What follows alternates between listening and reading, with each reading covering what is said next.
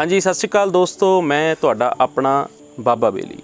तो दोस्तों असीं अज एक नवीं व्लॉग सीरीज़ जिहड़ी हैगी आ शुरू करन जा रहे हैं। व्लॉग सीरीज़ शुरू करन तो पहलां साडे अगे ये सवाल सी कि पहलां किस टॉपिक ते शुरू करिए। उहदे लई फिर असीं ये चुनिया कि जिहड़ा सवाल सानूं सब तो वध फेसबुक या इंस्टाग्राम ते पुछिया जांदा, ਉਹ सवाल ये हुंदा कि असीं किताबां किहड़ियां पढ़ीए ਜਾਂ ਤੁਹਾਡੀਆਂ पसंदीदा किताबां किहड़ियां ने।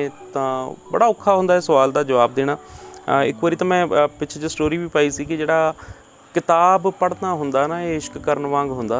तो इश्क जिहड़े हुंदे ने किसी दी सलाह नाल या किसी दी रिकमेंडेशन ते तां कीते नहीं जा सकदे, तां तुहानूं चुनना पऊगा तुहानूं किहड़ियां किताबां पढ़नियां चाहीदियां ने या तुहाडी फेवरेट बुक किहड़ी होगी। ये कोई ये नहीं हैगा भी तुहानूं कोई आके रिकमेंड करूगा। ये तुहानूं खुद नूं कई किताबां पढ़न तो बाद तुहानूं पता लगूगा कि तुहाडा टेस्ट की है, तुहानूं ਕਿਹੜਾ ਰਾਈਟਰ ਜਿਹੜਾ ਉਹ ਫਿੱਟ ਬੈਠਦਾ। ਜਿਵੇਂ ਆਪਾਂ ਨੂੰ ਕਈ ਵਾਰੀ ਹੁੰਦਾ ਨਾ ਕਈ ਡਾਕਟਰਾਂ ਦੀ ਦਵਾਈ ਖਾ ਕੇ ਪਤਾ ਚੱਲਦਾ ਕਿ ਮੈਨੂੰ ਇਹਦੀ ਦਵਾਈ ਸੂਟ ਕਰਦੀ ਹੈ। ਤਾਂ ਇਸੇ ਤਰ੍ਹਾਂ ਤੁਹਾਨੂੰ ਇਹ ਕਈ ਕਿਤਾਬਾਂ ਨੂੰ ਪੜ੍ਹਨ ਤੋਂ ਬਾਅਦ ਸਪਸ਼ਟ ਹੋਏਗਾ। ਪਰ ਖੈਰ ਮੇਰੇ ਮਨ 'ਚ ਇਹ ਜ਼ਰੂਰ ਸੀਗਾ ਕਿ ਮੈਂ ਤੁਹਾਡੇ ਨਾਲ ਉਹਨਾਂ ਕਿਤਾਬਾਂ ਬਾਰੇ ਤਾਂ ਲਾਜ਼ਮੀ ਗੱਲ ਕਰਾਂ ਜਿਨ੍ਹਾਂ ਨੇ ਮੇਰੇ ਦਿਲ ਨੂੰ ਟੁੰਬਿਆ, ਜੋ ਮੈਨੂੰ ਚੰਗੀਆਂ ਲੱਗੀਆਂ। तो उन्हां किताबां च अज भी जे मैं जिक्र करना होवे तां सब तो पहला जिहड़ा नाम आउंदा है वो आ किताब है द एल्केमिस्ट, पौलो कोलो की लिखी हुई किताब है।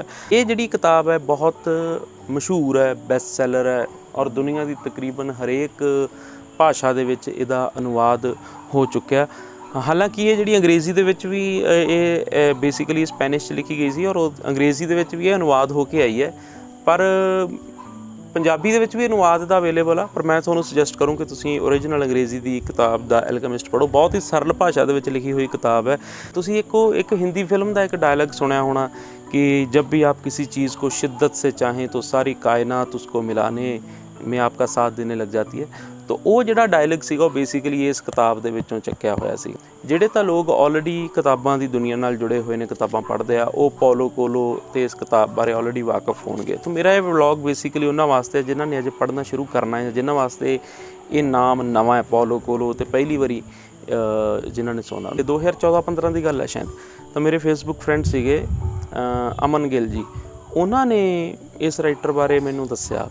तो जो उन्होंने दस्सिया तो उन्होंने फिर मैं कहा यार मैं तो कभी सुनिया नहीं। तो फिर उन्होंने एक किताब मैनू भेजी एल्केमिस्ट। तो मैं उन्होंने मदर तो किताब लैके जो आ रहा सी तो मैनू रास्ते दे विच जिवें असीं मैं किता बैठा चाह पी रहा सी उत्थे पंजाबी यूनिवर्सिटी पटियाला च इंगलैक चौंक ते। तो दो मुंडे शायद इंजीनियरिंग के स्टूडेंट होणगे, वो मेरे कोले बैठे थे। उन्हां चों एक कहंदा भैया ये किताब दिखा ना जरा। मैं उन्होंने दिखाई तो वो नाल वाले बंदे नूं कहंदा भी यार कहना मैं ना जिंदगी 'च बड़ा निराश हो चुकिया सी, मैं सुसाइड का सोच रहा सी, मेरे दिमाग 'च इस तरह के ख्याल आ रहे सी। पर इस किताब ने कहना मेरी जान बचा ली, मैनू नवीं जिंदगी दित्ती। तो वो ये गल ने मेरे अंदर क्यूरियोसिटी जगाई। खैर फिर मैं हॉस्टल वापस आया तो मैं ये पढ़नी शुरू की। 2 दिन फिर लगातार मैं 2 या 3 दिन मैनूं लगदा मैं किताब लगातार पढ़ता रहा। और ऐसा मेरी जिंदगी दे विच यार इस किताब ने असर पाया, मेरी सोच नूं मतलब एक ऐसी पॉजिटिविटी इस किताब तो मिली। एक किताब की मैं कहानी तो नहीं तुहानूं सुणाउंदा इस व्लॉग के राहीं। इन जनरल जी ये जरूर दसूँ भी यार ये किताब सानूं ना एक मकसद ते तोरी रखती है। ये किताब सानूं दसदी है कि परमात्मा की जिहड़ी लीला है वो मतलब परमात्मा अपने आप नूं किवें ज़ाहिर करता है। वो मतलब बड़ी सोहनी गल इहदे च कहंदा पौलो कोलो, कहंदा यार जिहड़ा परमात्मा हुंदा ना इन्हें कदे तुहाडे सामने नहीं प्रगट होना, पर इन्हें परमात्मा ने तुहानूं इशारे करने आ। ते बंदे दा काम उन्हां इशारिਆਂ नूं समझना ते उन्हां इशारिਆਂ दे अकॉर्डिंगली चलते रहना।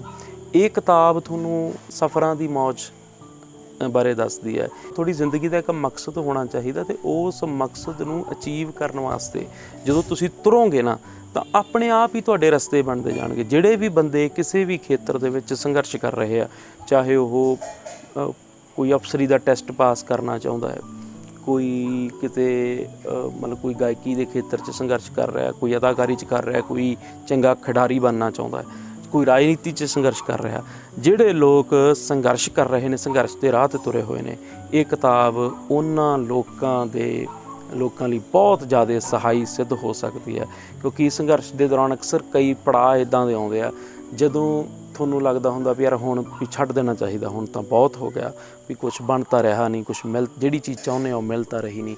ਪਰ ਉੱਥੇ ਜੇਕਰ ਇਹ ਕਿਤਾਬ ਹੋਊਗੀ, ਇਹ ਕਿਤਾਬ ਤੁਹਾਨੂੰ ਡੋਲਣ ਨਹੀਂ ਦਊਗੀ। ਇਹ ਕਿਤਾਬ 'ਚੋਂ ਤੁਹਾਨੂੰ ਐਸੇ ਐਸੇ ਰਸਤੇ ਮਿਲਣਗੇ, ਤੁਹਾਨੂੰ ਜ਼ਿੰਦਗੀ ਦੇ ਮਕਸਦ ਸਪਸ਼ਟ ਹੁੰਦੇ ਜਾਣਗੇ। ਤੁਹਾਨੂੰ ਇਹ ਪਤਾ ਲੱਗੂ ਕਿ ਮੰਜ਼ਿਲ 'ਤੇ ਪਹੁੰਚ ਕੇ ਨਹੀਂ ਕੁਛ ਮਿਲਦਾ ਹੁੰਦਾ, ਜਿਹੜੀ ਐਕਚੁਅਲ ਦੇ ਵਿੱਚ ਉਸ ਮੰਜ਼ਿਲ ਨੂੰ ਜਾਂਦਾ ਹੋਇਆ ਜਿਹੜਾ ਰਸਤਾ ਹੈ ਜਾਂ ਉਹ ਸਫ਼ਰ ਹੈ, ਉਹੀ ਐਕਚੁਅਲ 'ਚ ਤੁਹਾਡਾ ਹਾਸਲ ਹੈ। ਉਹ ਜਿਹੜਾ ਸਫ਼ਰ ਹੈ ਉਹੀ ਤੁਹਾਨੂੰ ਮੈਚਿਓਰ ਕਰਦਾ, ਉਹ ਸਫ਼ਰ ਹੀ ਸਫਲਤਾ ਹੈ। ਤੋ ਇਸ ਕਿਤਾਬ ਨੂੰ ਤੁਸੀਂ ਆਮ ਅਵੇਲੇਬਲ ਹੈ, ਕਿਤਾਬਾਂ ਦੀਆਂ ਦੁਕਾਨਾਂ 'ਤੇ ਮਿਲ ਜਾਂਦੀ ਹੈ। ਜੇਕਰ ਨਹੀਂ, ਜਾਂ ਜਿਵੇਂ ਛੋਟੇ ਸ਼ਹਿਰਾਂ 'ਚ ਜਿਹੜੇ ਹੈਗੇ ਨੇ ਬੰਦੇ ਵੀ ਉਹਨਾਂ ਨੂੰ ਲੱਗਦਾ ਵੀ ਨਹੀਂ, ਤਾਂ ਮੈਂ ਤੁਹਾਡੀ ਸਹੂਲਤ ਵਾਸਤੇ ਔਨਲਾਈਨ ਇਹਦਾ ਇੱਕ ਐਮਾਜ਼ਨ ਦਾ ਲਿੰਕ ਜਿਹੜਾ ਹੈਗਾ ਉਹ ਉੱਪਰ ਇਸ ਵੀਡੀਓ ਦੀ ਡਿਸਕ੍ਰਿਪਸ਼ਨ ਦੇ ਵਿੱਚ ਦੇ ਰਹੇ ਹਾਂ। YouTube 'ਤੇ ਵੀ ਅਸੀਂ ਨਾਲ ਦੇਵਾਂਗੇ।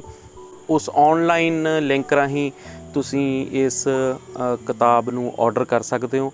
ਤੋ ਯਕੀਨਨ ਮੈਨੂੰ ਲੱਗਦਾ ਵੀ ਇਹ ਖੁਦ ਪੜ੍ਹਨ ਵਾਸਤੇ ਵੀ, ਕਿਸੇ ਨੂੰ ਗਿਫਟ ਕਰਨ ਵਾਸਤੇ ਵੀ ਇਹ ਕਿਤਾਬ ਜਿਹੜੀ ਹੈਗੀ ਆ ਇਹ ਦਾ ਬੈਸਟ ਬੁੱਕ ਹੈ। ਬੜੀ ਸਰਲ, ਜਿਨ੍ਹਾਂ ਨੂੰ ਇਹ ਲੱਗਦਾ ਵੀ ਅਸੀਂ ਅੰਗਰੇਜ਼ੀ ਨਹੀਂ ਪੜ੍ਹ ਸਕਦੇ, ਉਹਨਾਂ ਨੂੰ ਮੈਂ ਦੱਸਦਾ ਵੀ ਬੜੀ ਸਰਲ ਭਾਸ਼ਾ 'ਚ ਹੈ, ਔਰ ਯਕੀਨਨ ਇਸ ਕਿਤਾਬ ਨੂੰ ਪੜ੍ਹਨ ਤੋਂ ਬਾਅਦ ਤੁਸੀਂ ਅੱਛਾ ਹੀ ਮਹਿਸੂਸ ਕਰੋਗੇ।